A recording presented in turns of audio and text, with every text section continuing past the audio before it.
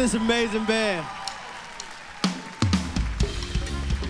I'm gonna take a second just to introduce everyone to y'all. So we've got our very own music director, Michael King. Everybody give it up for Michael.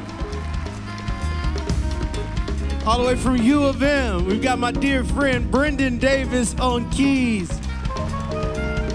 We've got Bob Kroll on sax. We got Ed Tate on bass. I call him Uncle Ed. To my left, we've got Jake Matthews on percussion. On drum set, we've got our very own lead pastor, Danny Cox. And we've got the one and only John Sheard on guitar over here. So today we are talking about authenticity and how we are called to live in our true identities, what God has called us to be, who He has called us to be.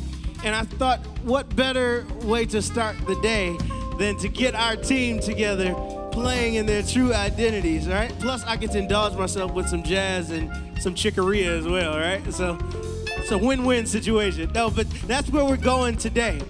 Now, another thing that's amazing to me is also this coming Thursday is Thanksgiving. How many are ready for Thanksgiving? Have we already started our shopping and stuff like that? I know my mom takes the turkey out a week in advance sometimes. No, but anyways, I'm still getting there, but there was something really special that took place here on yesterday morning at Harrington Elementary. We all gathered at Harrington Elementary to deliver over 400 Thanksgiving baskets to families who otherwise may not have the means to cook a Thanksgiving meal. Andrew Kim, our teaching pastor, was there. I don't know, from our team, Janelle was there. Kaleo was in the house as well, singing and dancing and celebrating as we kick this thing off. It's just amazing to know personally that I am part of a mission that is greater than myself. We are all part of something that is greater than any one individual of us could be. So it is awesome to know that this mission is touching lives tangibly as well as sharing the message of Jesus as they delivered these baskets. So that is just something we could be very excited about being a part of, especially in this holiday season. Well, before we move on with the rest of our service, Andrew Kim's in the house and he is bringing the message. Give it up for Andrew. But before we hear from him, I want to invite you all to stand up and greet someone next to you.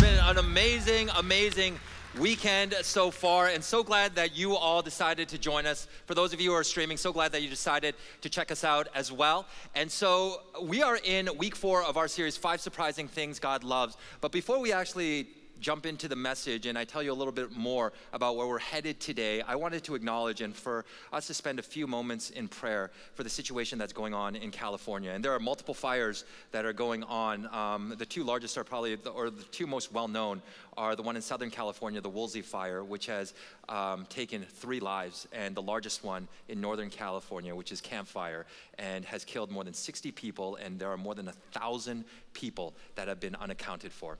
And as a community at Kensington, we are actually partnering with a church out in the San Francisco Bay Area, which is called Easttown Church, and that's led by Clinton Michael Dupin. And Kensington helped launch that community earlier this year. And Easttown has partnered with other local churches as well as other organizations to provide relief for the victims of these fires. And so Kensington has sent finances, and we're also having conversations as to how we can have a longer-term partnership to really be able to support those who have lost so much. But what we wanted to do this morning is spend a few moments in prayer. So if you would join me by bowing your heads. God, we thank you that in the midst of such loss there in that state, that you are present with your people. Thank you that you are there. And I pray that today that they would know your comfort, your peace, your love for them. God, through the people that you surround them with, that these people would be an extension of who you are to the people who are there. Lord, as they are grieving, as, Lord, not only the loss of just things and homes, which can be very, very difficult, but more importantly, the loss of loved ones, Lord. We also pray, Lord, for the firefighters who are out there. We pray, God, that you would give them strength and perseverance, endurance, that you would protect them, as many of these men and women have been working so long, and not just long hours, but this has stretched into not days, but really weeks. So we pray, Lord, that you would sustain them as well, and thank you for their efforts to contain this fire. And thank you also for Easttown Church and the other churches and other organizations in that area who are supporting those firefighters and also working with the victims to really love them. God, people who have lost so much. And so we pray, Lord, as a community here at Kensington, as individuals, that you would show us, God, what to do moving forward, whether that's individually or as a community, what you desire to do to really love these people, God. And so we thank you and we pray these things in your Son's name. Amen. And so as I mentioned, we are in week 4 of our series, 5 Surprising Things God Loves. And today, as Jalen mentioned, we're going to be talking about authenticity. And we're going to be talking about the fact that God loves it when we live lives that are authentically who he created us to be. So we're going to be talking about identity today. And when I think about it, to live out who God has created us to be in our world is a difficult thing to do. Because every single day we receive messages that tell us something very different. And it might be from other people, it might be from the media, it might be from our culture, it might be from our world, but we receive these messages. But when we see, but not only see, but also choose to embrace and live out who God says we are, it has the ability to free us, to liberate us, to live the life that God has created and destined for us to live. And we're going to hear a song in a moment that communicates this message to us, because in this song, it tells us who we are and the power that comes when we choose to live this out in our lives.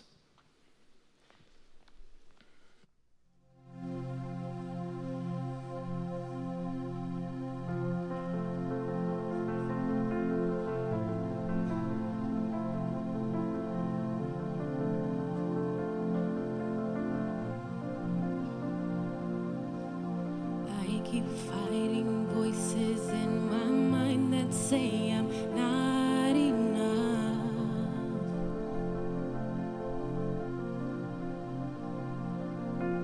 Every single lie that tells me I will never measure up.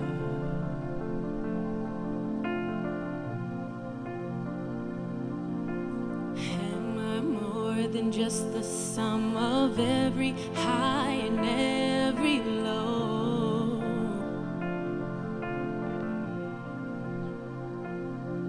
Remind me once again just who I am, because I need to know.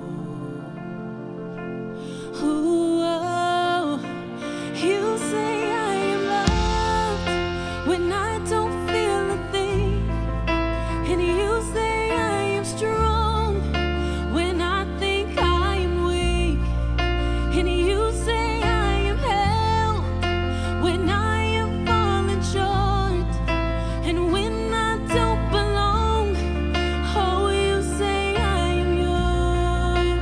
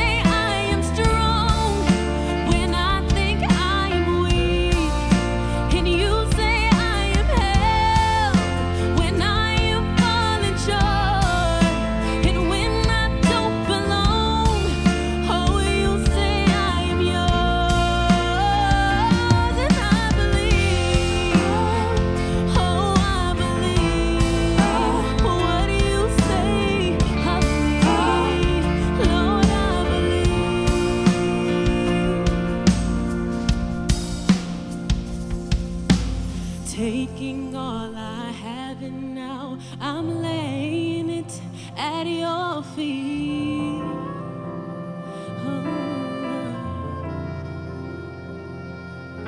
You have every failure, God.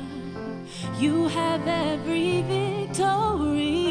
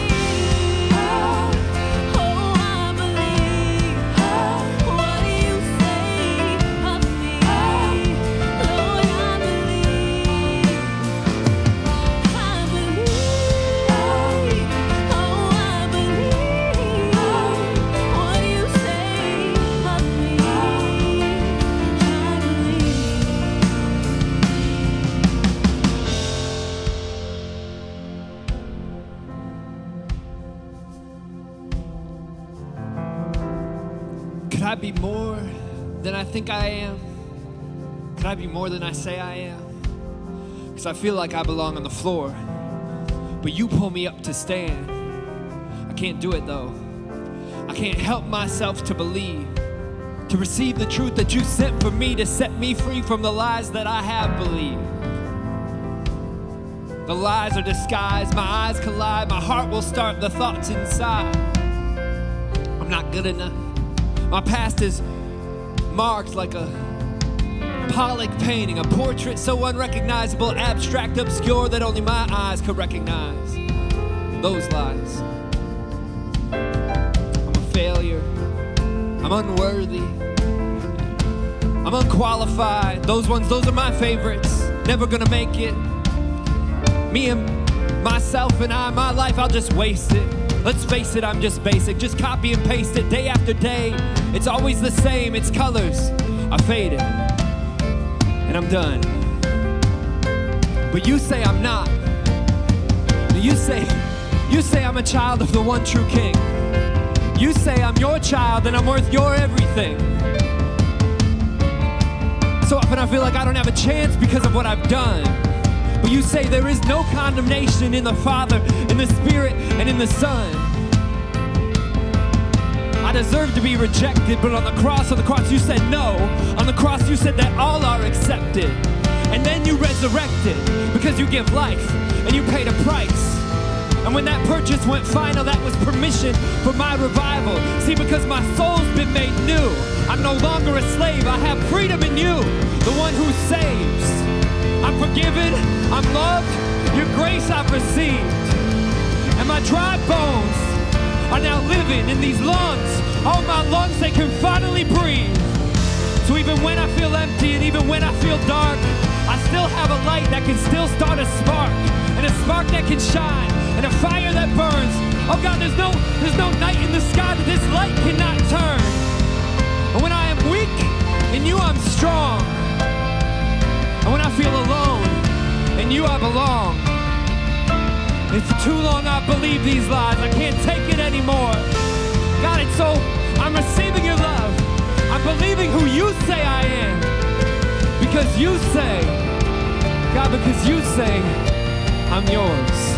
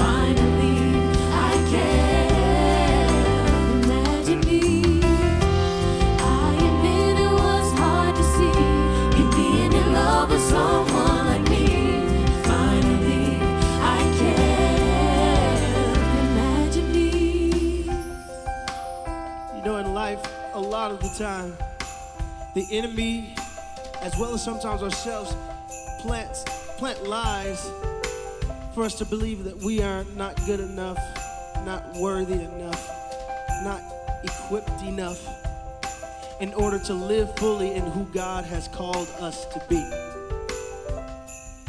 And I know personally for me, I've had to battle with a lot of that, even lately. But I think right now is a good time for all of us to wave all those doubts, wave all those lies goodbye. Anyone ready to wave them goodbye? Someone excited about that? So sing this with us. Sing, it's gone, Gone. they're gone, Gone. they're gone, Gone. they're all gone, All they're gone. gone, they're gone, Gone. they're gone, It's gone. they're all gone, All they're gone. gone, It's gone. they're gone, It's gone. they're gone, It's they're gone. all gone, All they're gone. It's gone, gone. It's gone. gone, It's gone. all gone, All so gone. kids, It's gone. they're gone, It's gone. fear, It's gone. it's gone, All gone. doubt, It's gone. it's It's gone. gone, it's gone, It's gone. All gone. It's gone. it's gone, It's gone. it's gone, It's gone. All gone. It's gone. It's gone. It's gone. All gone.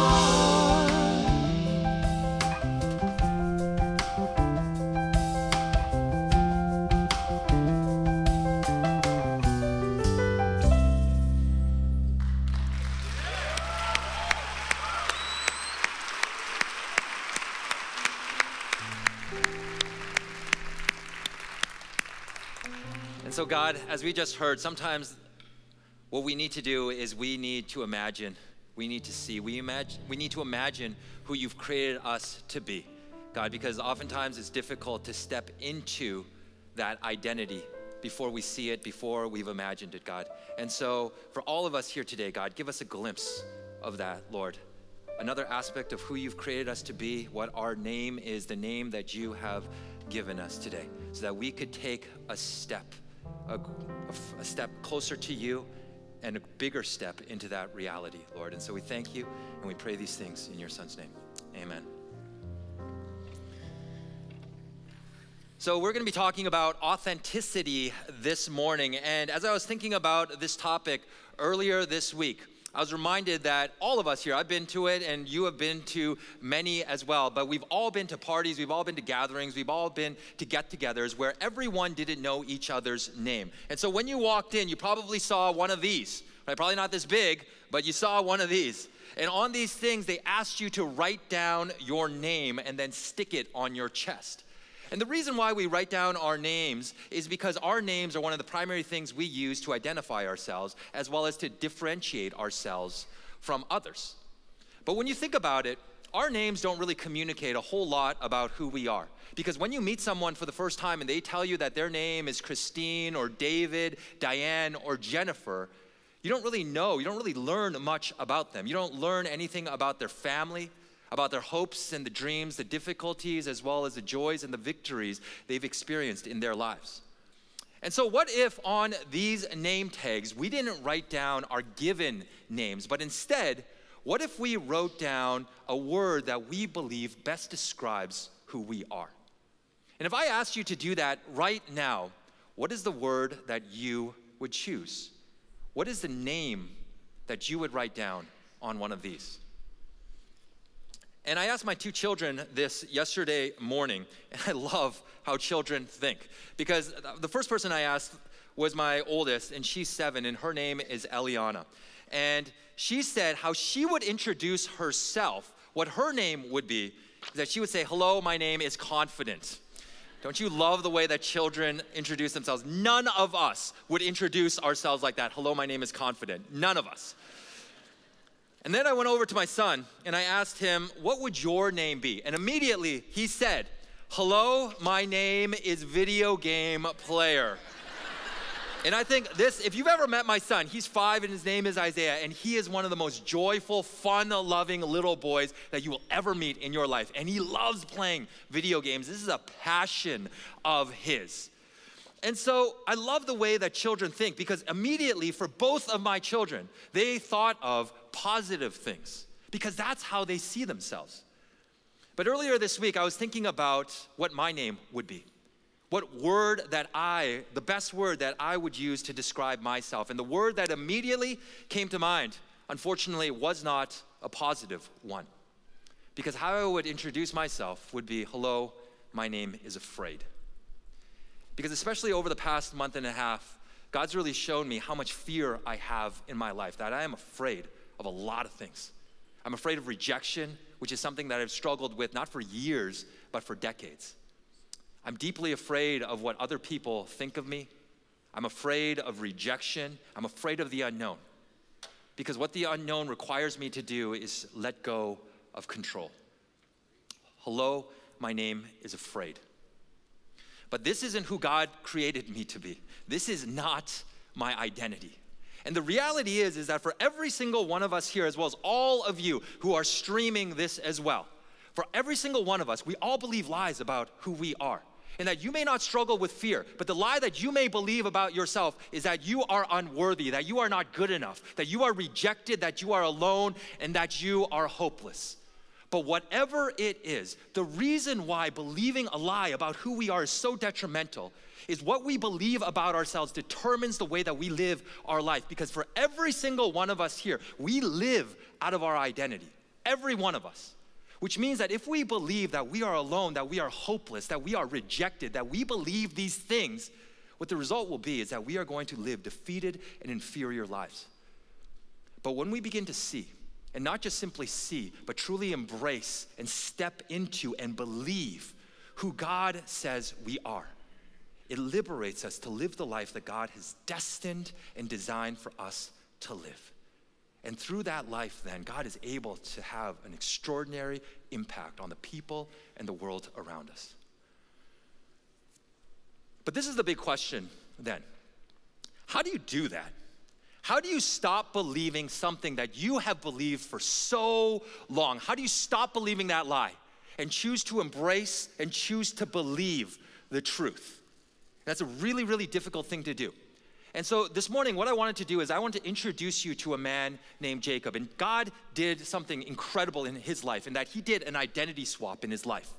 And that what we're gonna see is that Jacob, for so long, he had lived his life, he had believed a lie and lived out of this lie, out of this false identity. But one night, through an extraordinary event, God revealed to Jacob his true name, and it changed the trajectory of his life forever. And what we see is that Jacob's story is found in the very first book of the scriptures, which is the book of Genesis. And how Jacob was born was that he had a twin brother. So even out of the womb, what we see is that Jacob was grasping at his brother's heel when they were born. That's how he was born. And it was almost as if even from the womb, Jacob was saying to his twin brother Esau, no, get back in here, I wanna be first. Because being the firstborn son in that culture was a big deal. The firstborn son got twice the inheritance as all the other sons. And the firstborn son also inherited the role as head of the family. Meaning the firstborn son, he was the patriarch, he was the boss. But Esau, as the firstborn, these were his benefits to receive, not Jacob's. And because he was born grasping his brother's heel, his parents gave him the name Jacob, which literally means heel grabber, and figuratively it means deceiver. And what we're gonna see is that Jacob lived up to those names. Because for so much of his life, what Jacob had done was that he had been grasping after what his brother Esau had. He wanted Esau's firstborn rights. He wanted what was coming to him. And one day he saw an opportunity to take them, to steal them. But it required him to deceive his father, which he did. And when Esau found out about what his brother had done, he was absolutely livid because Jacob had stolen everything from him. So he vowed to kill his brother. But before he was able to do so, Jacob ran away. And Jacob was gone for 20 years until one night, God told him to go back home. So he packed up everything that he had, he took his entire family, and he started the journey back home. And you got to imagine that he was probably nervous, he was probably afraid, because this would be the first time he would see his brother Esau in 20 years. And they hadn't exactly left things off in a good place. And when he found out, when he learned that his brother was coming to meet him with 400 soldiers, he was thinking that Esau was going to try to make good on his earlier promise of trying to kill him. And so he divided up everything that he had into 2 camps, and he probably sent them in 2 different directions, thinking that if Esau tried to attack one, the other one would probably get away. And he also sent his family away as well. And that night, Esau found himself completely alone by a river. But he probably couldn't sleep because he was scared out of his mind, thinking that this could be his final night alive, the last time, and that he would never ever see his family or his loved ones again. But that night, what God did was something amazing in his life, in that he began to transform Jacob from who he had been, which was a heel grabber. Because for so much of his life, Jacob tried to find meaning, significance, and value and purpose by grasping after what other people had. He was a deceiver in that he tried to trick people and fool people into believing that he was someone he wasn't. And so that night, through this wrestling match, God began to transform Jacob from who he had been to who God created him to be. And this story is found in the very first book of the Bible, as I mentioned, which is the book of Genesis. This is what it says. So Jacob was left alone, and a man wrestled with him till daybreak. And when the man saw that he could not overpower him, he touched the socket of Jacob's hip, so that his hip was wrenched as he wrestled with the man. Then the man said, "Let me go, for it's daybreak." But Jacob replied, "I will not let you go unless you bless me." The man asked him, "What is your name?" "Jacob," he answered. And then the man said, "Your name will no longer be Jacob, but Israel, because you have struggled with God and with humans and have overcome." And so Jacob said, "Please tell me your name." But he replied, "Why do you ask me my name?" Then he blessed him there. So Jacob called the place Peniel, saying, "It is because I saw God face to face, and yet my life was spared." So the man that Jacob was wrestling with was none other than God. And we see that in the last verse. And when I first heard this story as a child, I remember thinking to myself, shouldn't God be a little bit stronger than this? Because he can't even beat Jacob in a wrestling match. And remember, I was a kid, and I was thinking, maybe God should go to the gym. He should work out a little more. Doesn't seem like this is working out for him very well. But the reason why God engaged Jacob in this wrestling match wasn't to win, because God being God, if he wanted to win, he would have crushed him. But the reason God wrestled and struggled with Jacob all night was to release him from his past. Was to release him from all the fear, guilt, and shame he had been holding onto from everything he had done, from everything he had experienced, to release him from this so that he could restore him to the destiny for which he was created. But if Jacob was going to do this, if this was going to be a reality in his life, God first needed him to do something very important, which was to tell the truth. Which is why in the midst of the wrestling match, God asked him a question. It was almost as if they're wrestling and God's saying, "All right, time out, Jacob. Let me ask you a question." And what this question, bless you, and what this question was what is your name? What is your name? He asked him. And the reason why God asked him this question wasn't because God, like me, he's terrible with names and he had forgotten. That wasn't the reason why. Because God, in asking Jacob this question, wasn't asking him for information, but he was asking him for a confession. He was inviting Jacob, I want you to tell the truth. Because Jacob would never begin to recognize and realize who he could be until he first acknowledged who he was. That he was a heel grabber, that he was a deceiver. And that he had been living out of this false identity for so long. And if we want to discover who we are, if we want to discover what our meaning, our purpose, our significance, our identity is, we have to be willing to do the same as well. We have to be willing to tell the truth. And Jamie Winship, who's a great friend of our community, he says that, you know what telling the truth is? All that is confession. Because confession isn't saying to God, I'm sorry, God. But it's simply telling God the truth about who we are. And when we say this to God and when we acknowledge this is who I am, God says, you know what? Thank you for doing that.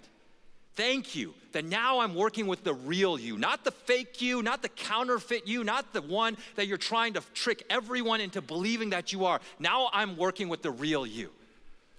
So let me take you on a journey of discovery, a beautiful journey of discovery. And about a month and a half ago, I was at an all-staff meeting here at Kensington. And we tried to make these meetings pretty fun. And so we started this meeting off with a game in that everyone was given a plastic cup, and then we had to find a partner. And so what the point of this game was that we would face each other, put our cup on the ground, and then the leader of this game, he told us to touch various parts of our body, our head, our shoulders, our knees, whatever it was. And when he said cup, the very first person to scoop up that cup was the winner.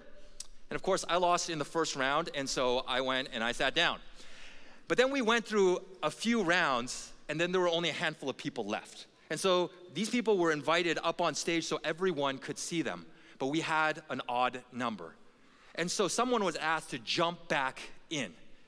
And I was sitting at the very front table with Danny and Jalen, and they were cheering me on, saying, Andrew, go, represent Troy. Go and win this game. But I was so afraid in that moment.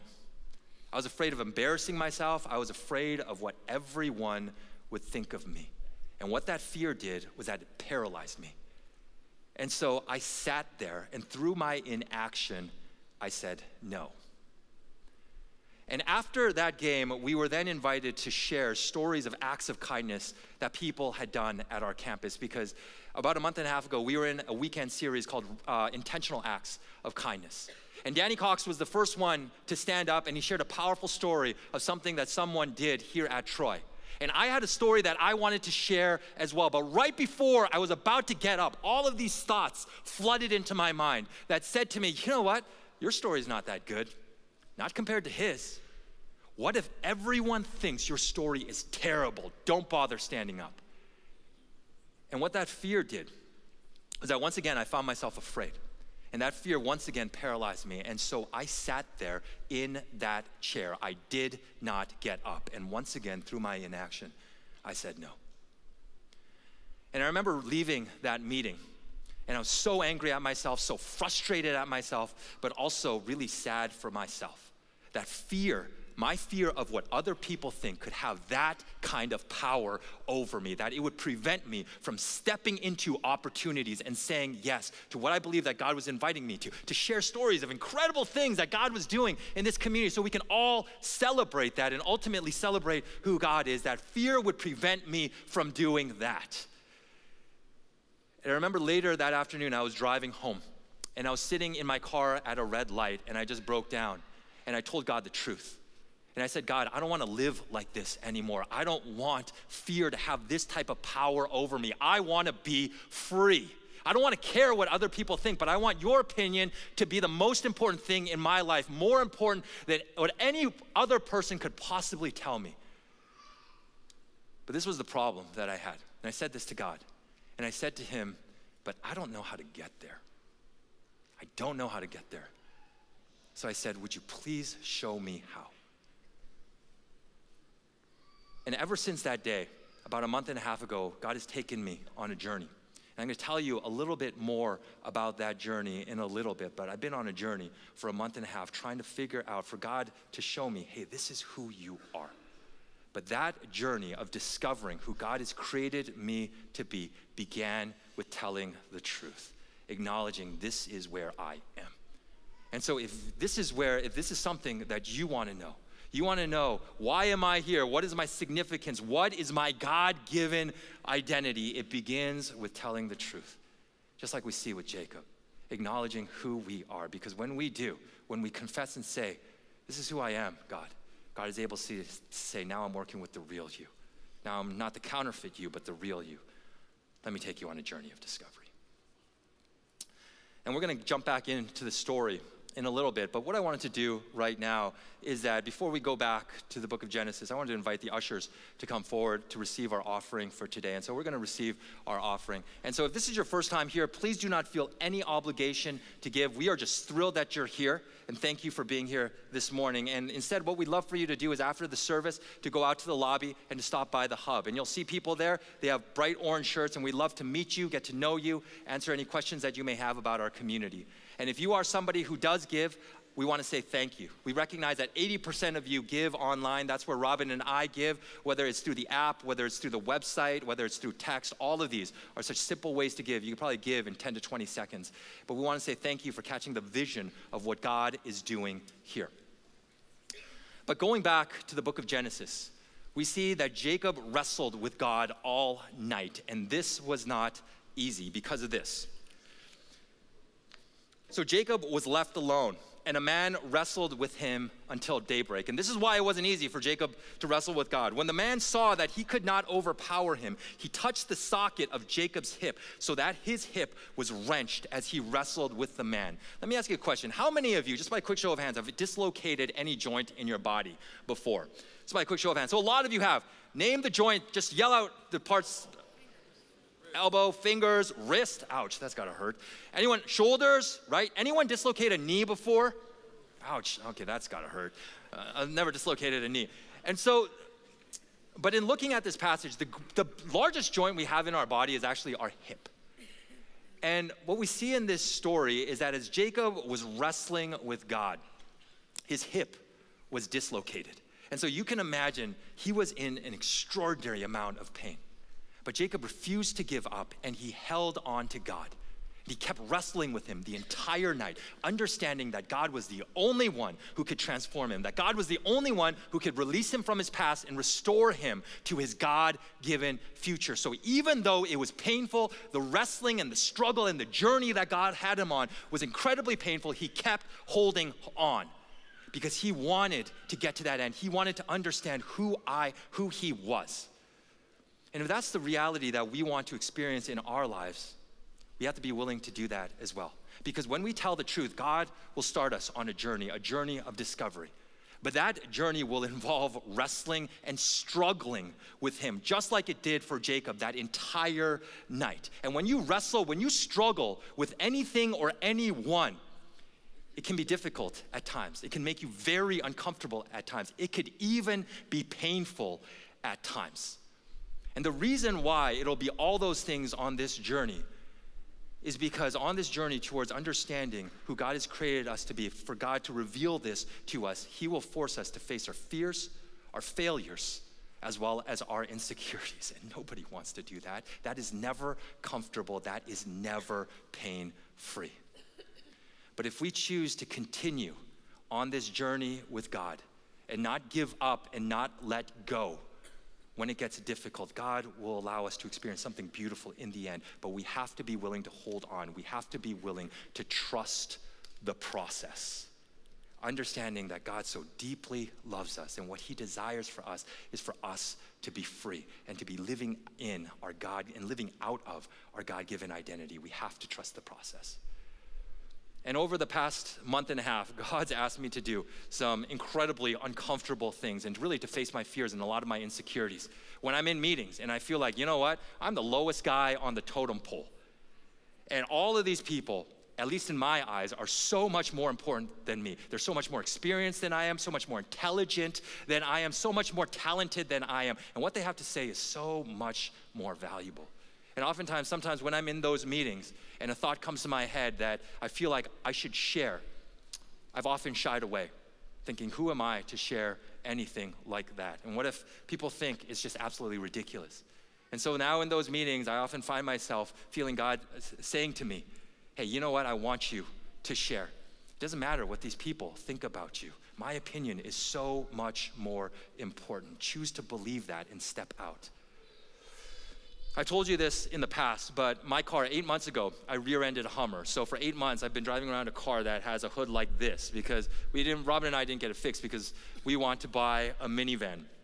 And so I've been driving around that car, and initially for the first handful of months, I was so embarrassed to drive this car around.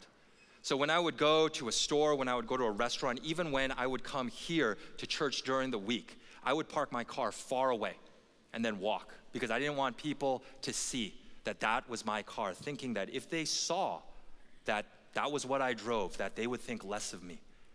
As if a piece of metal has the power to define who we are. But yet, for me, and probably for some of you, it does. And so I would park it far away saying, you know what?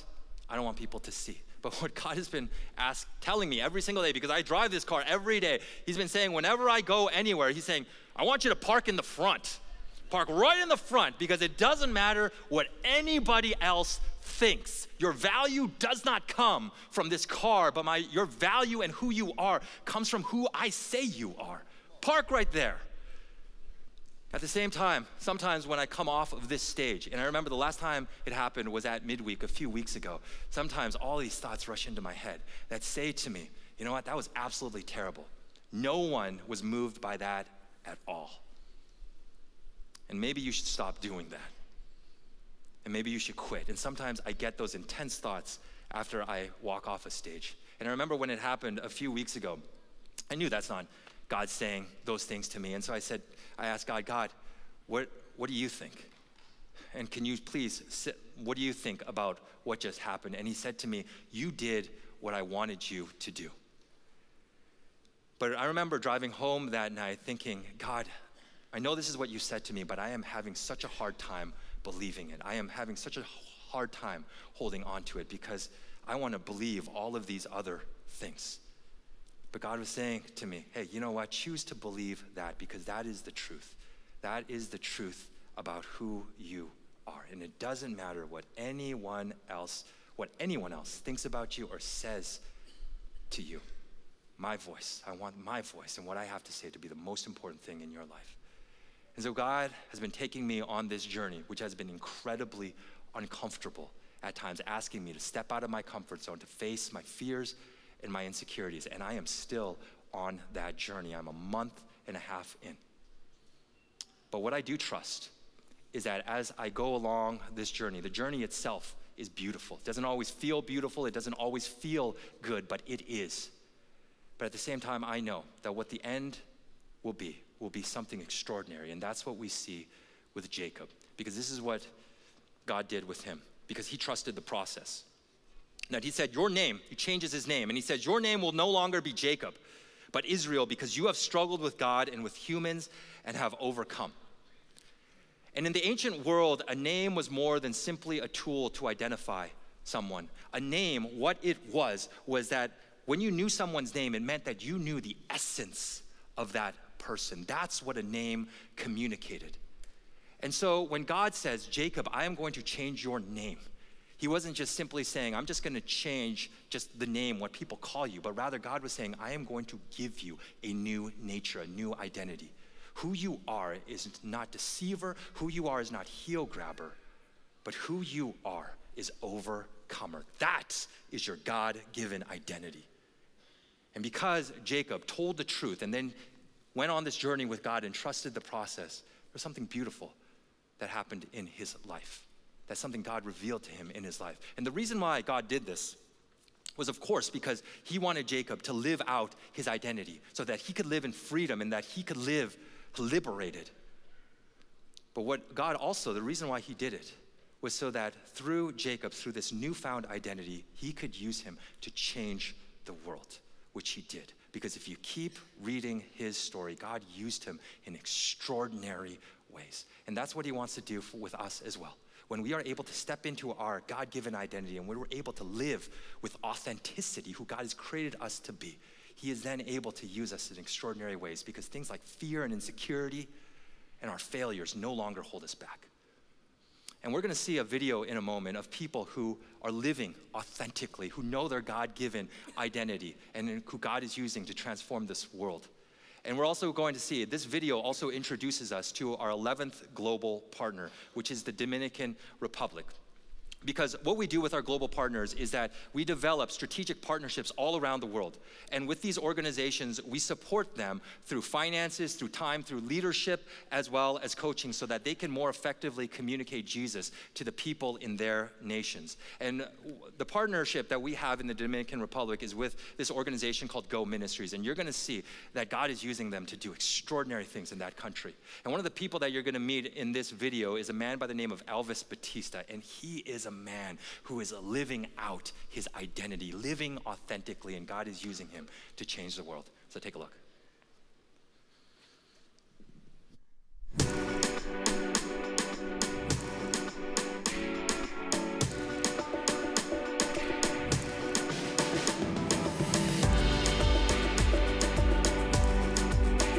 anything like me, when you think of the Dominican Republic, you think all-inclusive resorts, sunshine, maybe even great baseball. But here I am in Santiago, driving around in a van, looking at this city where 30% of the population lives below the poverty line. 25% never graduate high school. The struggle, the darkness is all around.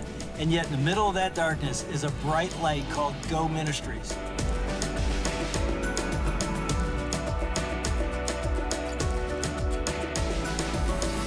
In Dominican Republic, you have different needs. We have some communities that parents struggle to feed their kids. But then we have other communities where people struggle to be able to pay for their kids' educations. Other communities struggle to buy medicine. What Go Ministry does here in the Dominican Republic is gets behind the vision of the local leaders and push them forward to see how they can meet the needs of those people in the community.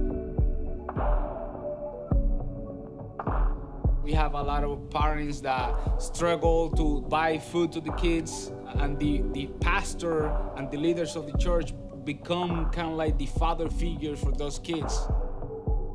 The kids are walking around, with no supervision. They get abused, they get used by the adults to sell drugs, and that's where we try to come in. How? With education, keeping them busy in good sports activities, whatever we can try to do to get them out of selling drugs or not eating, we're gonna try to do it. The key element that the ministry used was each pastor saw a different need in different community, So like, we had a pastor that say, my community, I would like to feed the kids because the kids are not eating. Let's use that to connect with that community. So little by little, we started just branching out in different communities, and then we started finding people that were passionate about sports. One of the reasons the Go Ministries do sport is to try to change the culture in the island, and also to try to have like the next generation of leaders. We have an excellent kid here that's been with Go for many years, and now we see in him like kind of like a leader potential. He's 17. He started with Go when he was like 11, 10 years old, and we can see the development in his life, not only in sport but in a spiritual way. Every time that he played, he tried to represent Jesus. And sometimes if he's not a baseball player to go to college or play baseball, he can be a leader, and he can keep training kids and teach them what we teach to him. We have over 400 kids involved in sports. And right now, the kids are coming thinking about being a professional baseball player or thinking about going to the NBA. But what they don't know is that they're coming and it's a training ground, because we're teaching them about the Bible. We're teaching them skills so they can have a job if they don't make it in sports. And through that, it's like they are seeing something that is helping them to be better men in the future. In everything they do, and not only in the sport, but in everything. If they're gonna be a dad, be a good dad, be a good husband, be a good leader in everywhere. It's hard in the beginning, but with the time, they're gonna remember some words that we tell them, and they're gonna try to apply in their life. Go Ministries is passionate about planting churches all throughout the Dominican Republic. They have this crazy vision to see 1,000 churches planted in just 10 years.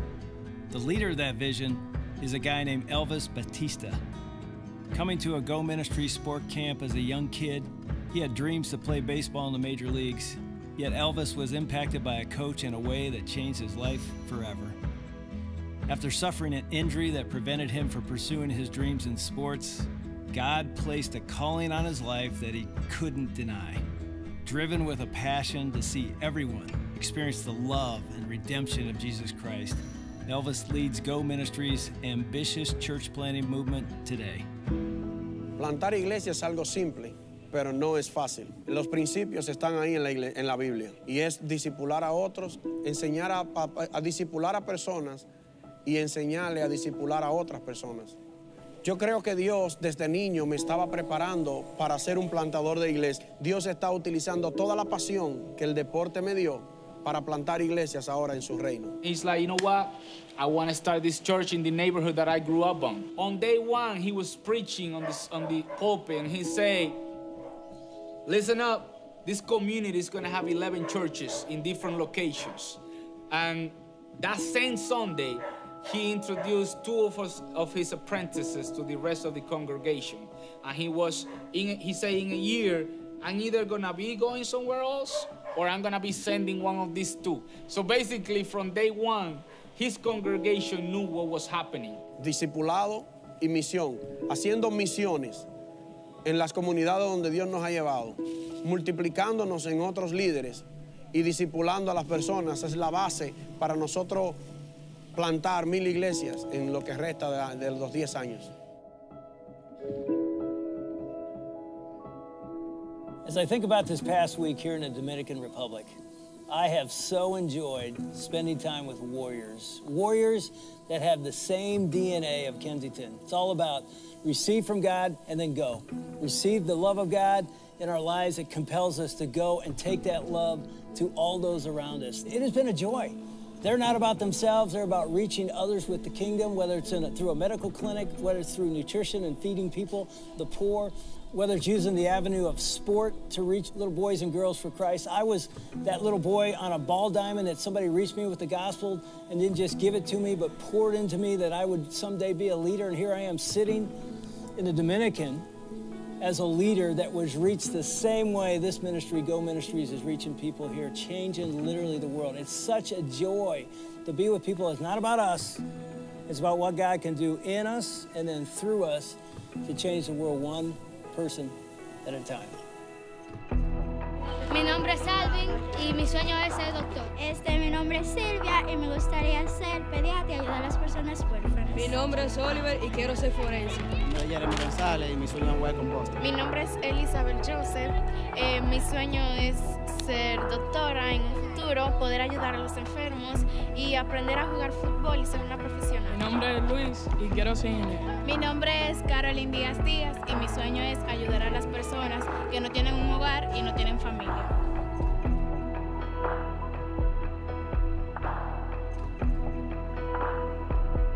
As you and I think about year-end giving, there'll be a lot of ask, a lot of different ways to spend our money this Christmas time. I challenge you and invite you to make a gift that's eternal.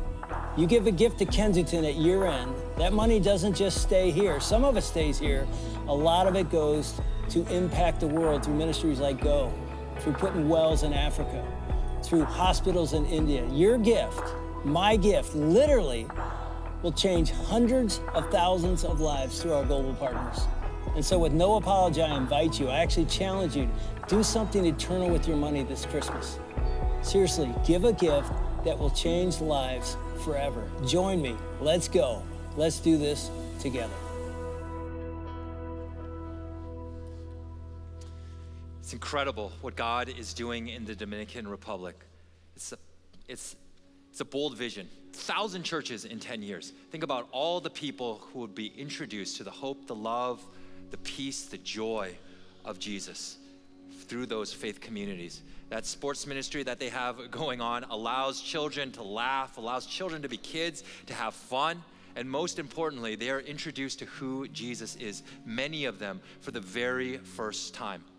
And when we give, part of our money, as Dave said, part of our money stays here and is able to impact people in our local communities, but a lot of it goes overseas to help the people in the Dominican Republic, to empower them, to equip them, people in Haiti, to stop human trafficking in Nepal, to help the Pokot in Western Kenya, in Afghanistan, and all around the world.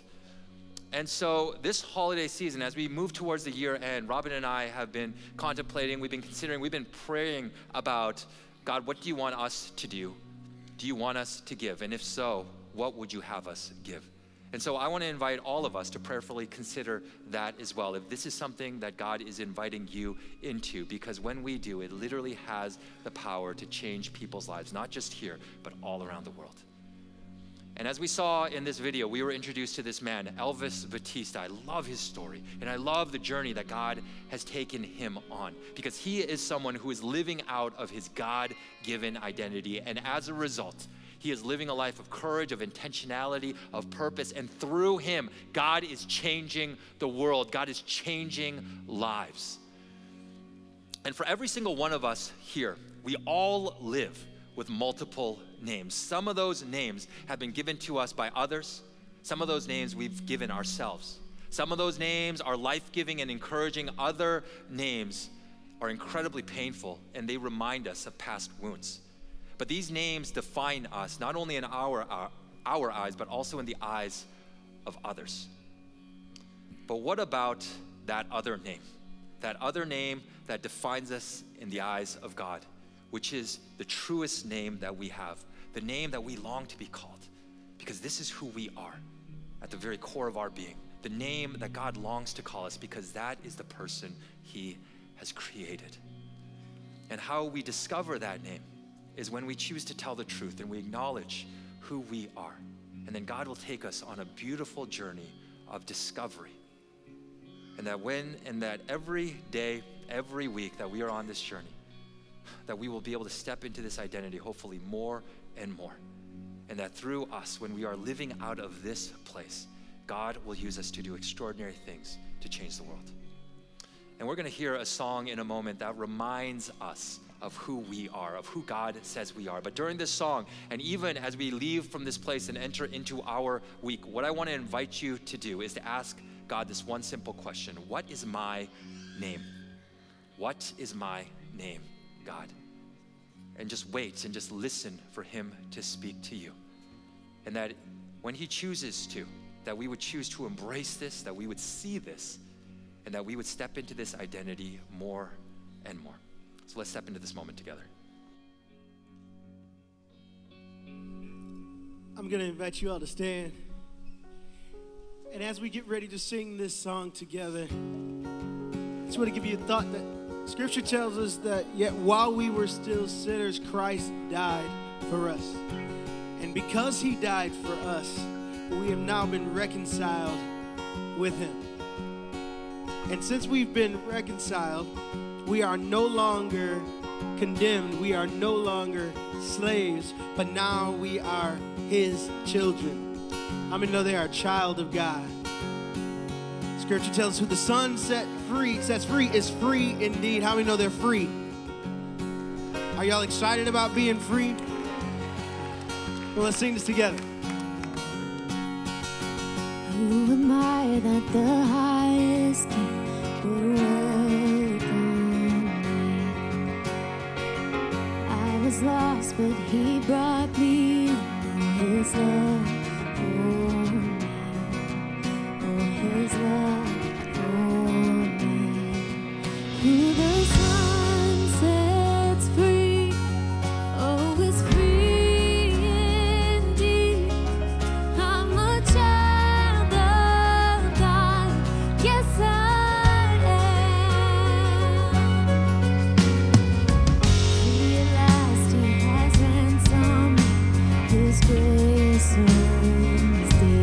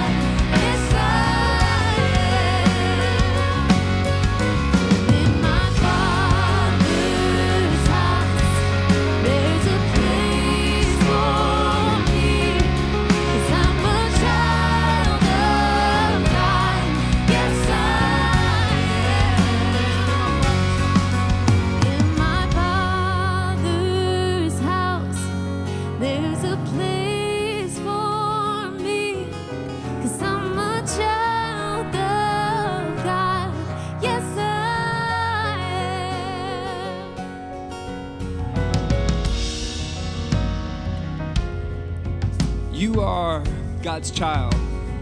You are His friend. You are a member of Christ's body. You are a citizen of heaven. You have not been given a spirit of fear, but of power, love, and self-discipline. You are born of God, and the evil one cannot touch you. You are blessed in the heavenly realms with every spiritual blessing. You are holy and blameless. You are forgiven. You have hope. You are sealed with the Holy Spirit. You are alive with Christ. You are God's workmanship. You are a dwelling for the Holy Spirit. God's power works through you. You can approach God with freedom and with confidence. You have been called. You can be humble, gentle, patient, and lovingly tolerant of others. You can mature spiritually, and you can be kind and compassionate to others. You can forgive others. You can parent your children with composure. You can be strong. You are dead to sin. You are not alone. You are growing. You are promised eternal life. You are promised a full and meaningful life. You are more than a conqueror. You are safe. You are not condemned. And you are set free.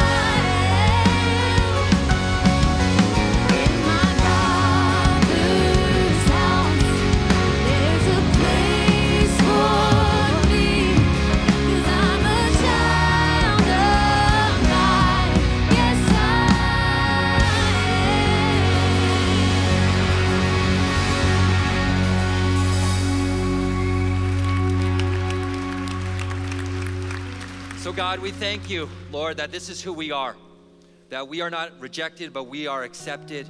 We are not worthless, but we are more valuable than anything we can imagine, that we are not unloved, but we are so deeply loved.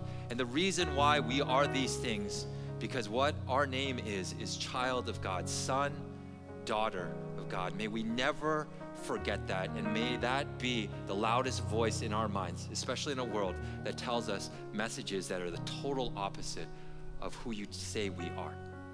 And so help us to remember that, God. And we pray these things in your son's name. Amen.